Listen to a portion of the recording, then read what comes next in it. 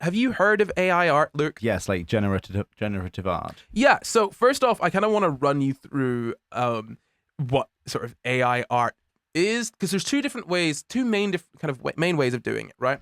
And one of the ways is you take a collection of artwork and you say, I want something like this, and you feed it to this sort of to this AI that looks at all of the sort of the data points that you've given it, and it creates something new using that as a reference, right? So it creates something unique using, like, in the style of whatever you've given it, right? So you could take the entire sort of body of work of Van Gogh, however you want to say it.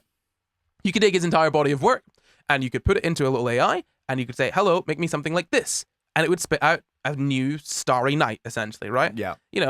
Moody morning, let's Great. say. That's one way of doing it, right? There are issues with that, and we'll get into that in a minute. But the other way of doing it is probably something that you're a little bit more used to, which is, have you heard of DALL-E Mini or DALL-E Mini? DALL-E Mini. Yeah, yes. DALL-E Mini. Yeah. There's DALL-E, and then there's DALL-E Mini. DALL-E Mini is the one that you can access as an everyman.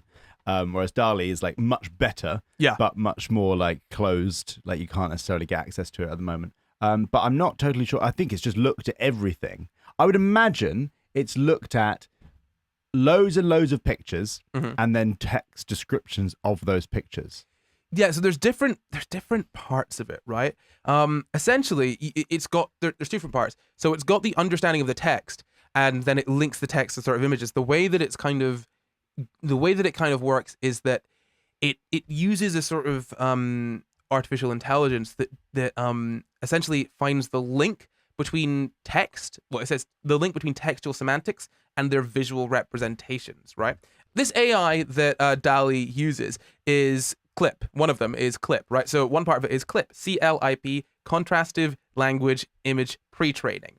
And essentially, it's trained on tons and tons and tons and tons of images.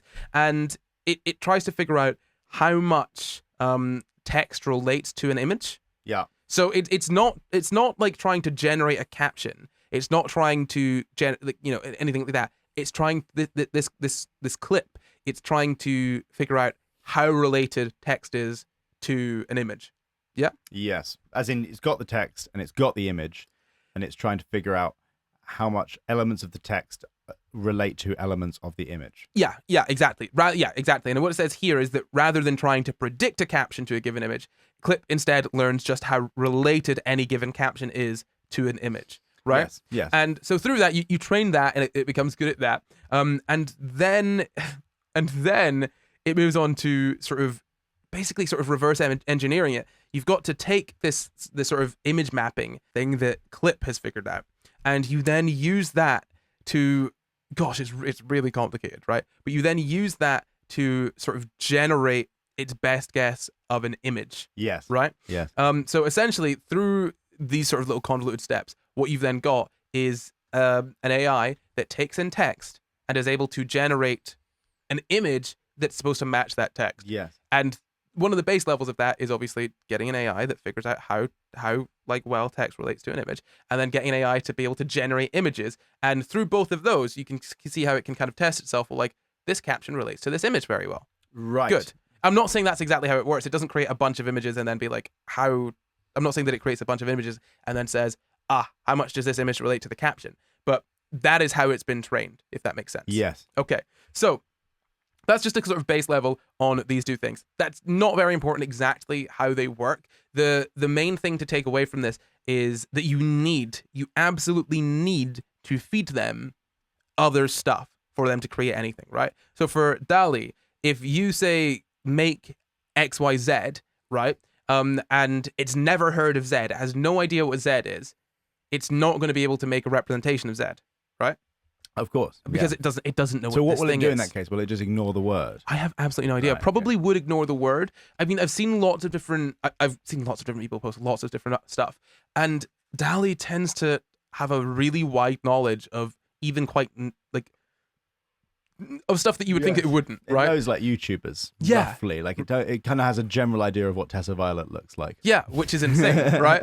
And yeah, so you can see how you can then use it to create images. You just put in text. If I say like, you know, Starry Night-esque painting, it'll spit out something like that. And the reason I want to talk about this today is because the technology is interesting, sure, but what's far more interesting is how it's related back to sort of artists. And artists have been getting a kind of a raw deal recently from this kind of crop of tech bros. You know, first off, it was NFTs that threatened to mess up how it was supposedly really good for artists, but actually it was just computer generated NFTs that were being sold for ridiculously high amount of money for no reason, and actually it was pretty poor for artists. Artists got kind of nothing out of it, right? And now you've got AI generated art threatening to take over, artists' business. And this is kind of what a lot of people are kind of saying, that, like, you know, oh, we won't need this, we won't need that if we have AI that can produce this kind of art. You can have AI producing kinds of concept art, kind of backgrounds or whatnot, right? Or producing art for corporate media, or, you know, if you say needed sort of a photograph, or, you know, like a stock photo, or sort of a specific piece of artwork. For example, if we wanted to have the SCI GUYS artwork, we could conceivably ask an AI to create that. Ask it as though it's like it's a little person. Please make it. We could conceivably get an AI to create something like that, and that would kind of cut out artists. That's what it's kind of being said. It is interesting to me. So I kind of want to dig into it. The sort of argument that artists are giving back is that, well, this is all based on previous people's work, so you're just stealing from artists. That's what you're not creating anything new necessarily. You inherently need to use sort of other artists' work to create this. Yeah. So it's not so much generating new art out of nowhere, it's just profiting off of the hard work of someone else. And that does make sense to me. You know, obviously if you're feeding in, like, oh, I want an artwork that looks like this, and feeding in a bunch of art from an artist that you like, and basically getting something of theirs for free without like sort of consulting them or anything like that. That is a bit shady, right? Like, I understand why artists are kind of putting their hands up and be like, you're using our work without paying us. That's not okay. But I think it opens up an interesting question, because isn't that kind of what artists do anyway? Yeah. So I don't know if you saw Tom Scar tweeting about this. No, So I didn't see Tom tweeting about it. No. Tom was tweeting specifically exactly that. He was saying, personally, I don't feel the difference between myself and an AI. I am also taking in an amalgamation of all the art that I have ever seen in my life, and then I'm generating something that has a semblance of originality, but doesn't actually necessarily have that. Absolutely, yeah. And so, yeah, it's a very interesting take. It's a very disruptive technology, but there's also other aspects to this, which is like, there's several aspects to being an artist or a creative. Firstly is like the technical skill. And technical skill has always been on the front line of like being taken down by technology. Yeah. Technical skill. There was an era where the technical peak skill was to paint photorealistic pictures. Like, you can go and see them in, like, I saw some recently at a National Trust property where it was like, I think the Queen before the Queen Victoria. Right. And there are like photorealistic pictures of her, and you look at them, you're like, how the hell has somebody done that? And then a camera comes along, and, well, you know, who cares? Who cares anymore? Who cares? And then there's the kind of like what I would call like almost like a generative aspect of creativity, which is like the generation of new ideas. It's almost like with a certain amount of randomness involved. Yeah. Where it's not necessarily derivative. Or it's either combining things in a way that haven't been combined before, or they are potentially even mostly completely new.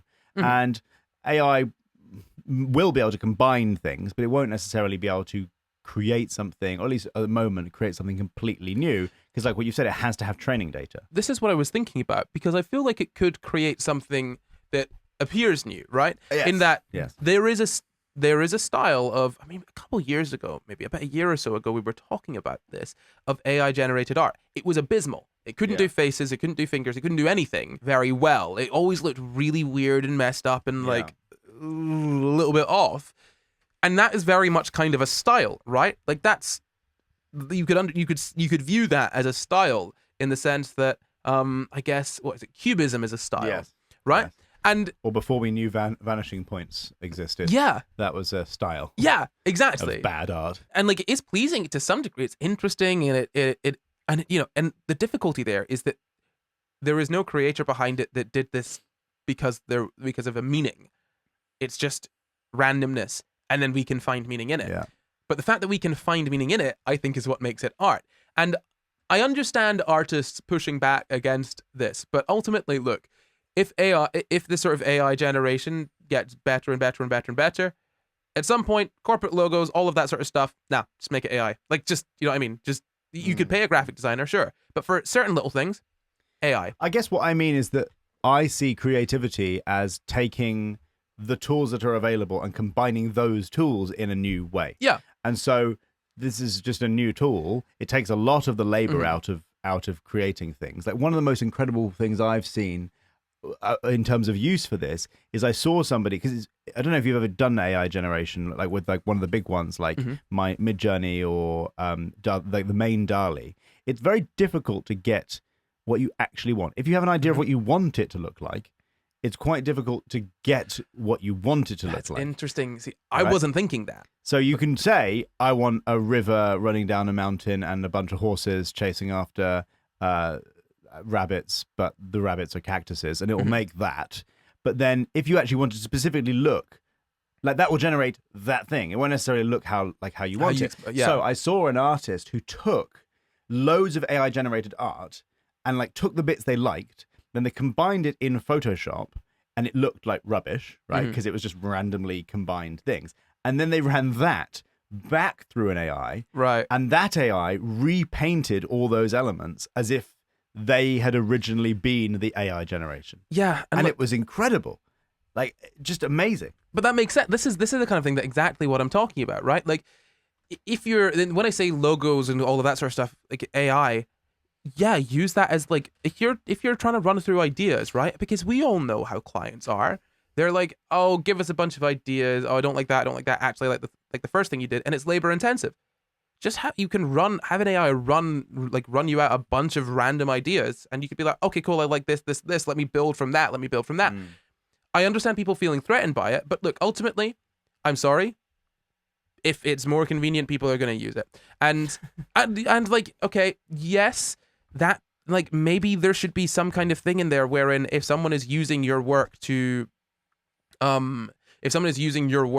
sort of train an AI, then you get paid for that. You should, like, there you go. Like, it would be hard to regulate. There's a real problem there. There's a real problem with the idea that these companies have just hoovered up a bunch of art and made a model out of it, and then there's no remuneration whatsoever. That's where the issue lies, I think. But the issue I don't think there is an issue with people using AIs to create art. The issue is that the people that are running the AIs, that are creating the AIs, are not doing anything to reimburse the artists that they have effectively stolen from. But I can kind of foresee a future, or a very near present, wherein we use AI in tandem with art just as another tool, like you said, because this person picking all the bits they want, running it through an AI to get this amazing sort of scene. Yes.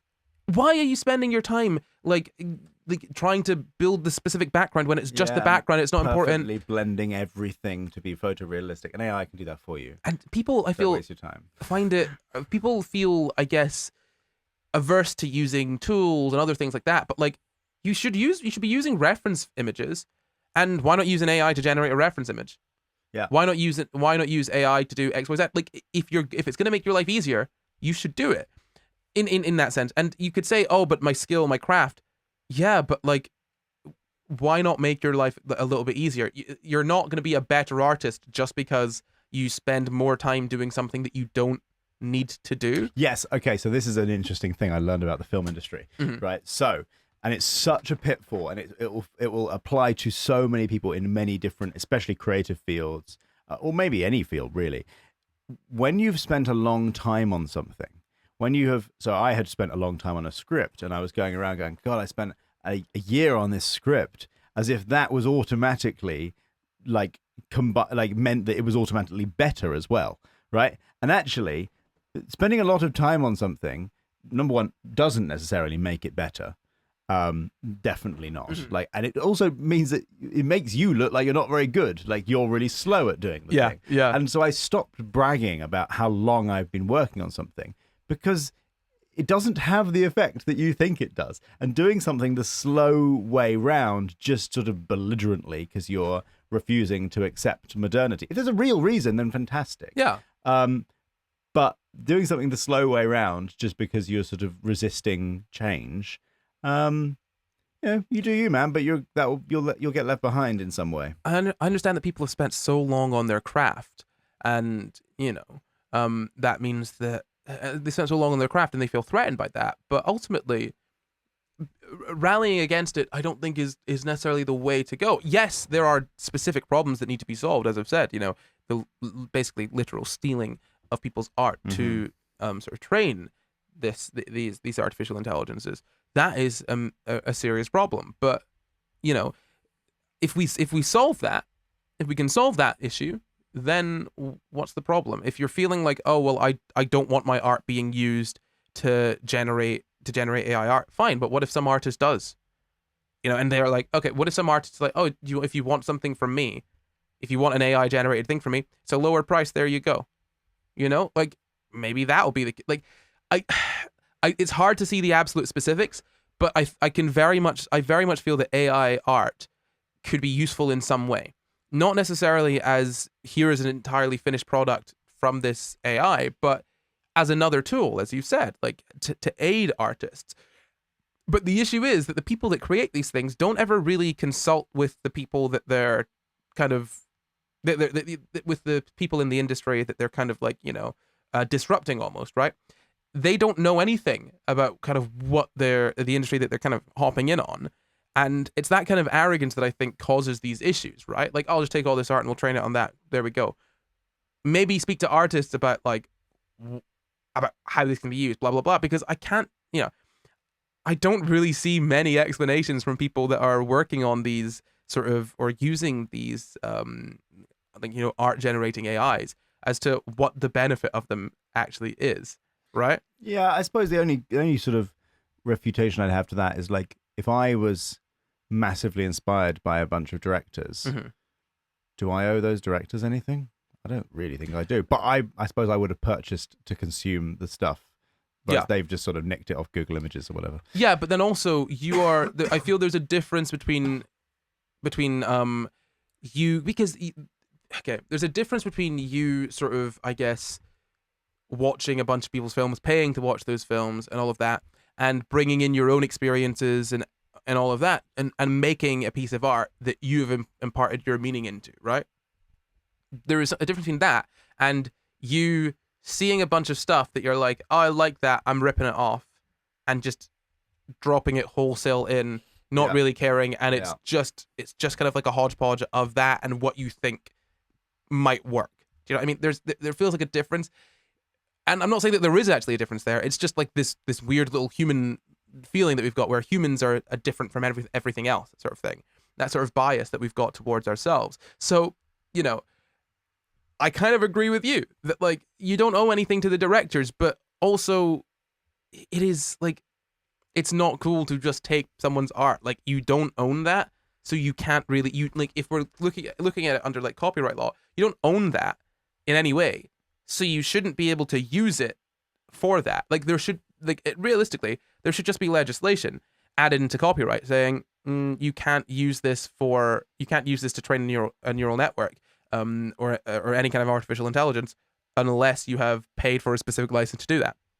There you go, sorted. Yeah, it really something needs to catch up with how that would work, because if you're feeding billions of images into a computer to train it, there's no way you're going to be able to individually compensate every single artist, and yet the benefits that come from feeding billions of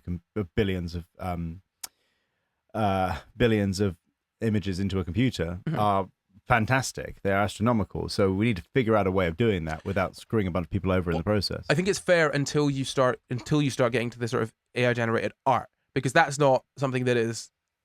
There are already artists that are already creating art. All that this does is disrupt it and essentially use their work to create, to create something new and cut them out of the picture.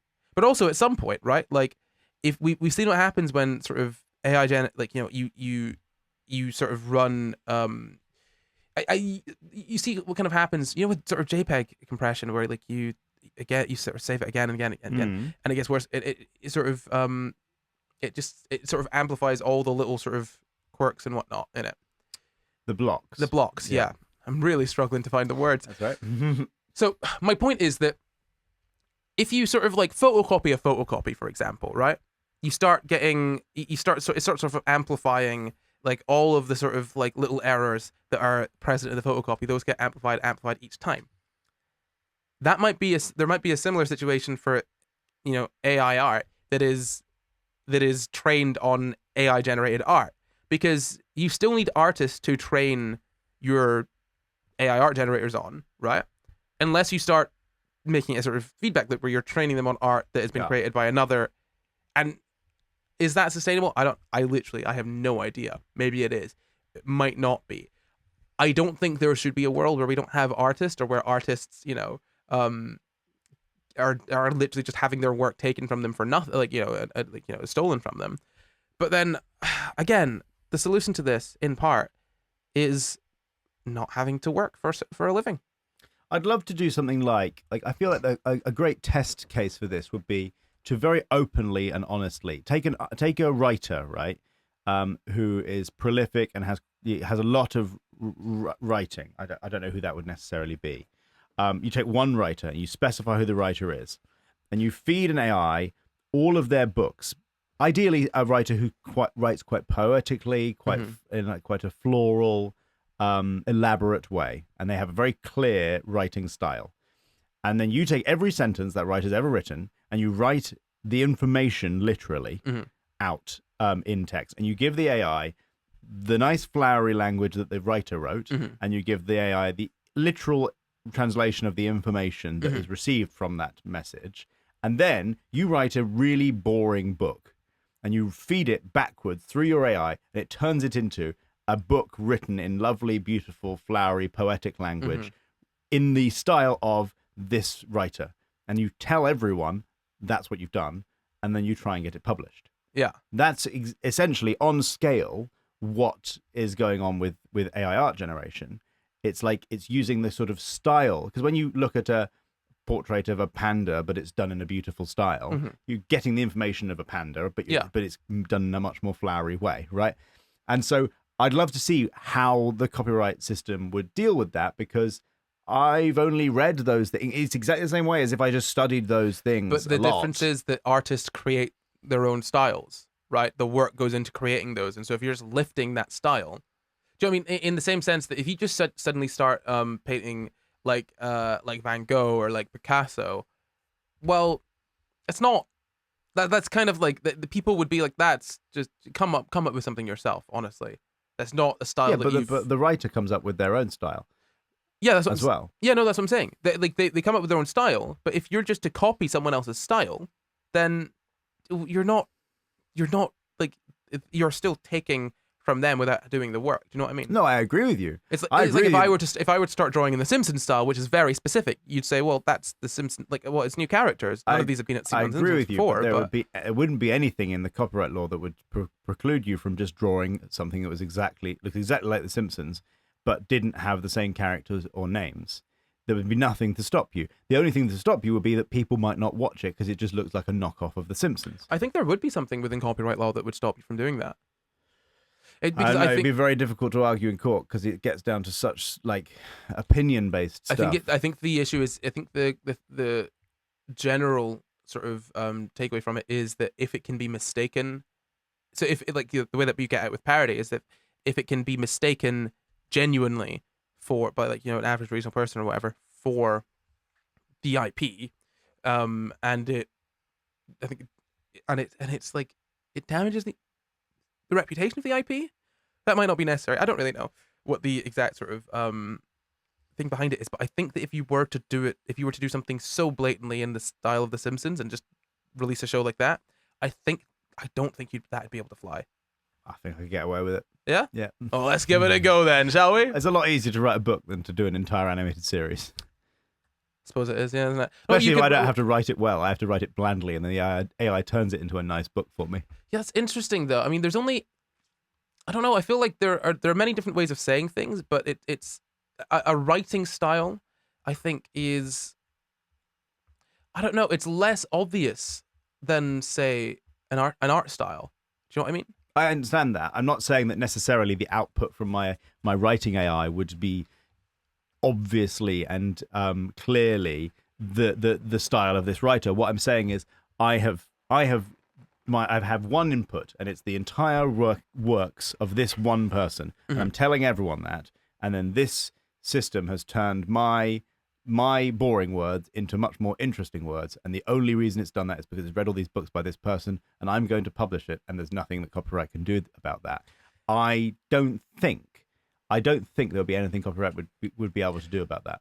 And to me, this is sort of not a million miles off of the same thing, but on massive scale. I think I understand the similarities, but I feel there are a few fundamental differences there. We've been talking about this for a good bit, though, so I think we should maybe end it there. But yeah, no, look, AI art, it's a really interesting new frontier, but we need to be incredibly careful with these new technologies so as not to just completely destroy the lives of the people that they're essentially profiting from, right? This technology is profiting off of the work of many, many artists, and it also potentially seeks to disrupt those artists. So that's just, I think, really underhanded and not cool. But if we get this to work the right way, then it could be a massive and really, really amazing new tool that we have at our disposal. And that is my story. If you enjoyed that clip, head over to patreon.com/SCI Guys, where you can find the full show. Or you can stay here and catch up on old SCI Guys episodes. Or you can follow us on Twitter, Instagram, and Facebook at SCI Guys Pod to find out when we're doing more live shows.